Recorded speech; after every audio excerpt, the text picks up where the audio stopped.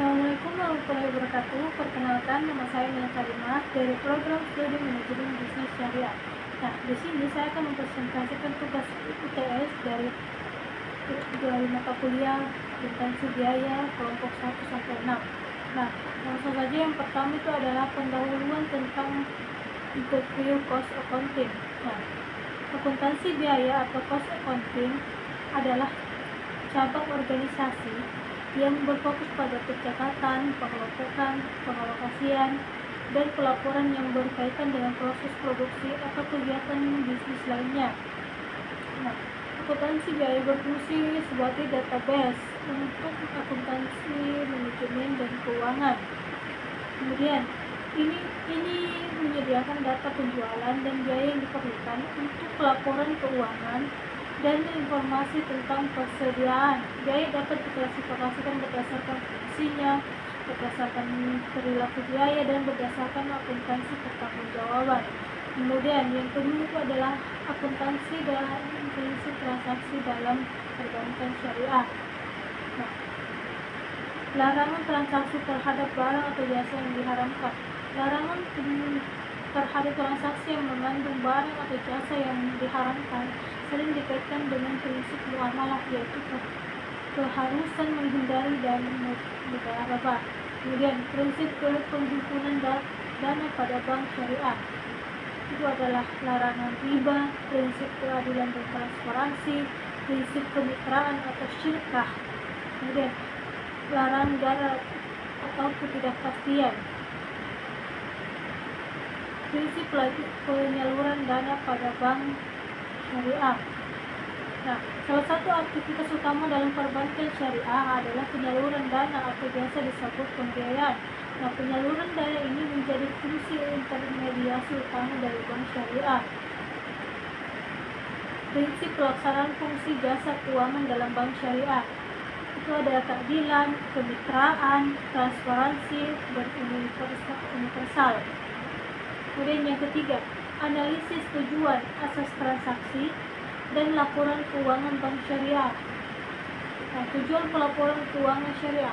Nah, tujuan pelaporan keuangan syariah itu pada dasarnya adalah untuk menyediakan informasi yang bermanfaat bagi para pemangku kepentingan dalam pengambilan keputusan ekonomi, sekaligus memastikan bahwa seluruh aktivitas keuangan yang dilakukan telah sesuai dengan prinsip syariah. Kemudian asas transaksi syariah. Asas transaksi syariah itu merupakan prinsip dasar yang menjadi landasan dalam setiap aktivitas ekonomi Islam. Kemudian asumsi dasar dalam akuntansi syariah. Berdasarkan kerangka dasar akuntansi syariah, terdapat beberapa asumsi utama, yaitu dasar aktual atau actual basis dan kelangsungan usaha atau going concern. Kemudian yang masuk ke laporan keuangan bank syariah. Nah,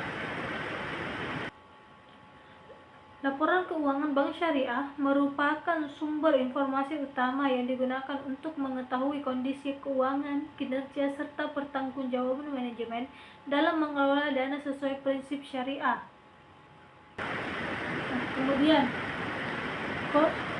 keempat itu cost system dan cost accumulation. Nah, apa sih itu cost system? Nah, cost system itu adalah suatu metode yang digunakan perusahaan untuk mengukur